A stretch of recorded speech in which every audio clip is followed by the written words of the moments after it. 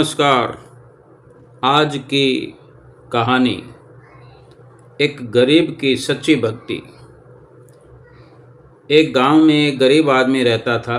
उसका नाम था देवांश। वो हमेशा भक्ति में लीन रहता था। वो अपनी रोजी रोटी चलाने के लिए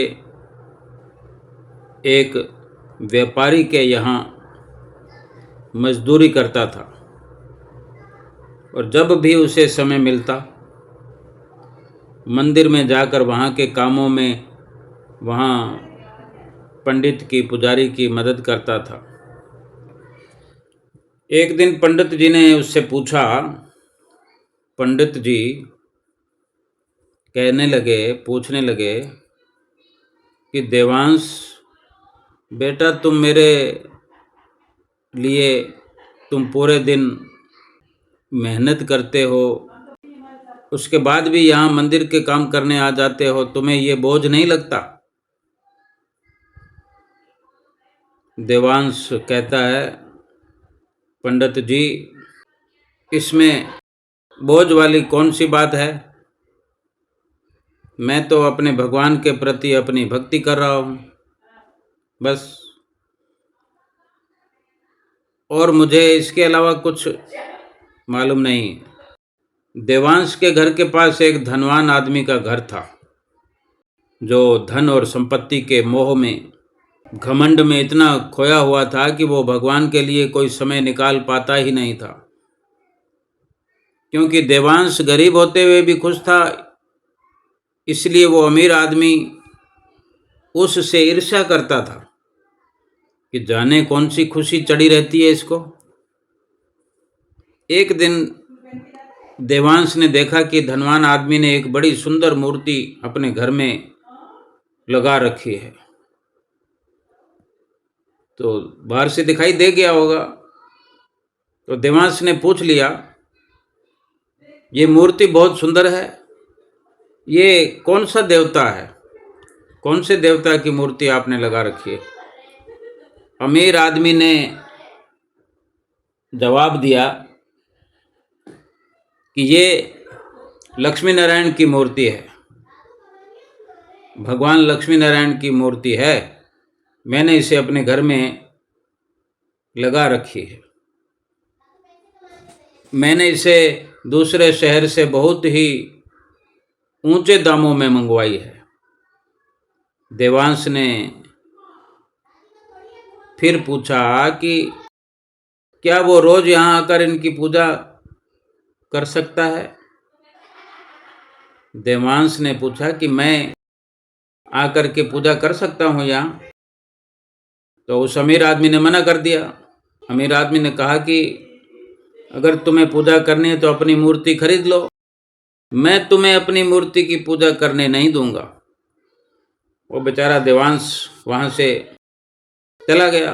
उसके घर के आगे खड़ा था, या जैसे भी जहाँ बात हुई थी वहाँ से लौट आया, निराश हो गया बेचारा।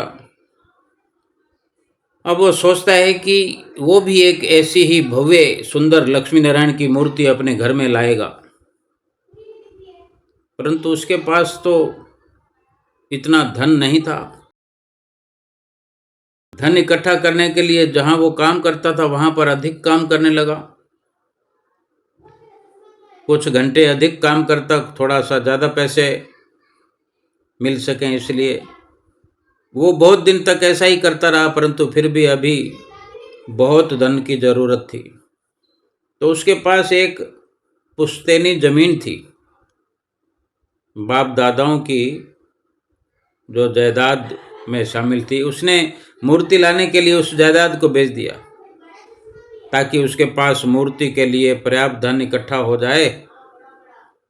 और तब वो मूर्ति बनाने वाले के पास जाता है और कहता है कि देखो, मेरे लक्ष्मी नारायण जी की मूर्ति में कोई कमी नहीं रहनी चाहिए, वो ऐसा होना चाहिए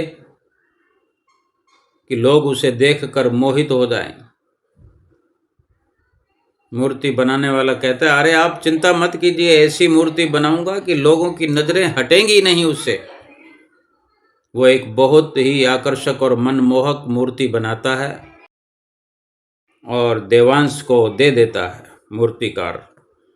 देवांश उस मूर्ति को अपने घर में स्थापित ना करके अपने घर के बाहर स्थापित करता है, ताकि कोई भी देख सके, कोई भी पूजा कर सके, माथा टेक सके, आराधना कर सके, ताकि लोग दूसरे भी साथ के साथ पूजा कर सके। और ये सब अमीर आदमी ने देखा। ऐसा देखकर कि देवांश जो है उसकी मूर्ति से भी बढ़िया मूर्ति लेकर आया है। वो पहले तो चिढ़ता था, उससे और भी ज़्यादा चिढ़ने लगा अमीर आदमी। और उसने मन में सोचा कि ये देखो कितना ढोंग कर रहा है, मूर्ति को बाहर लगा दिया, इसको सबक सिखाने के लिए कुछ करना पड़ेगा, ऐसा सोचने लगा अमीर आदमी। तो फिर वो सोचता है कि एक काम करता हूँ, अपनी मूर्ति चोरी करवा के इसका नाम लगा देता हूँ, फिर इसे समझ आएगा मुझसे पंगा लेने का अंजाम क्या होता है। वो अगले दिन ऐसा ही करता है। रात में अपनी मूर्ति को कहीं पर छुपा देता है और उसके सारे आभूषण, कुंडल, बाजूबंद, माला, मुकुट, कानों की बालियां, ये सब चीज़ें वो देवांश की मूर्ति को जाकर पहना देता है। और अब सुबह का इंतजार करने लगा। सुबह होते ही वो ऐसे नाटक करता है कि उसकी मूर्ति चोरी हो गई, चोरी हो गई। गांव के मुखिया को बुला लाता है। मुखिया कहता है, क्या हुआ, इतना हल्ला क्यों मचा रखा है? तब अमीर आदमी कहता है कि देखो ना मुखिया जी, मेरी लक्ष्मी नारायण की मूर्ति चोरी हो गई, उसे ढूंढने में मेरी मदद करो। मुखिया कहता है, ठीक है, पहले तुम बताओ किसी पर तुम्हें शक हो तो। अमीर आदमी कहता है, शक नहीं मुखिया जी, मुझे तो पूरा यकीन है कि मेरी मूर्ति देवांश ने चुराई है, उसी ने चुराई होगी।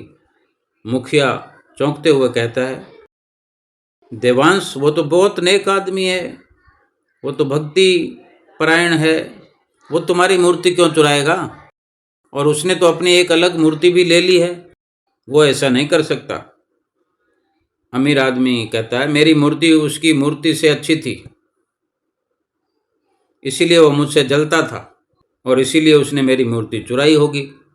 फिर कहता है कि आप उसकी मूर्ति जाकर देख लो, उसने मेरी मूर्ति के आभूषण अपनी मूर्ति को पहनाए हुए हैं, यही प्रमाण है कि उसने ही मेरी मूर्ति चुराई है। फिर देवांश अमीर आदमी मुखिया से कहता है कि आप एक बार जाकर देखिए तो सही, उसने मेरी मूर्ति के आभूषण अपनी मूर्ति को पहनाए हुए हैं, ये प्रमाण है कि उसने ही मेरी मूर्ति चुराई है। फिर देवांश को बुलाया जाता है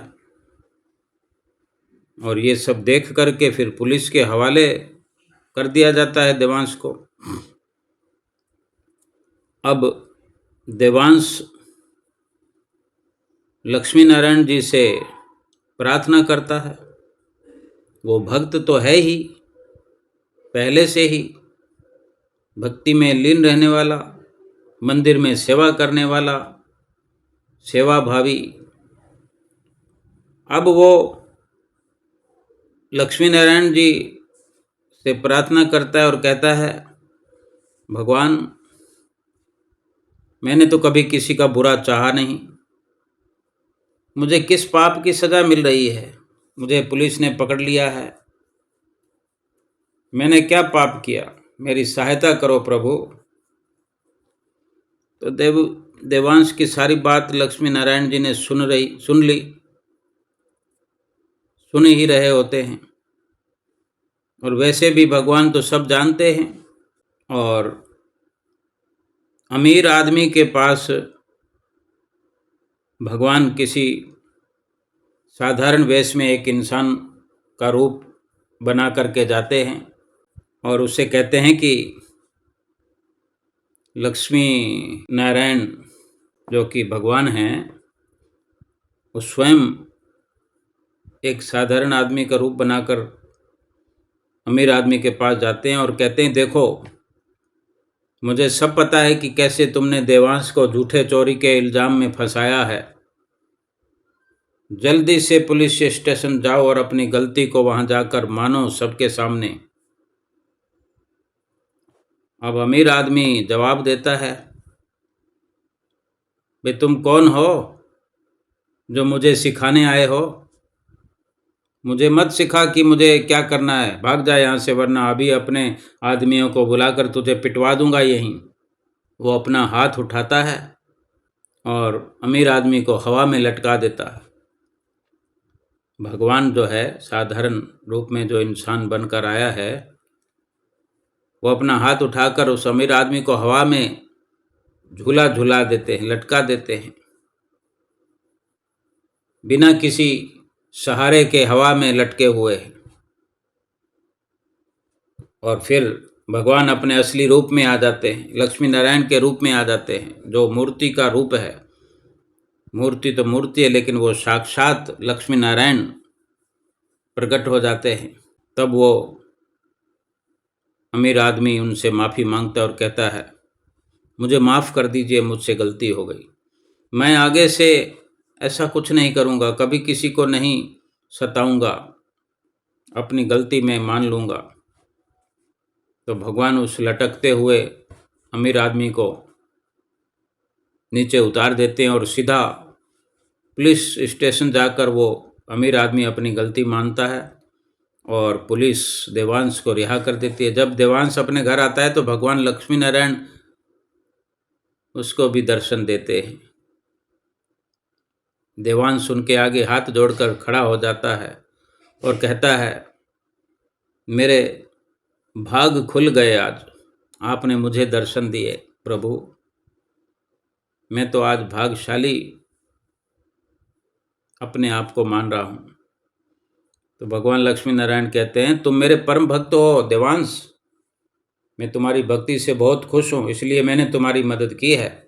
तुम हमेशा ऐसे ही मेरी भक्ति करते रहो और कभी किसी का बुरा मत करना, मैं हमेशा तुम्हारे साथ रहूँगा। और इतना कहकर भगवान अंतर ध्यान हो जाते हैं। विचार करने वाली बात है कि जब भगवान की भक्ति करने का निश्चय ही कर लिया है, भक्ति करने चल पड़े हैं, भक्ति करने लग पड़े हैं, तो मन का शीशा तो साफ ही रहना चाहिए। तभी मन के शीशे में भगवान का दर्शन एक भक्त भक्ति करने वाला कर सकता है। नमस्कार।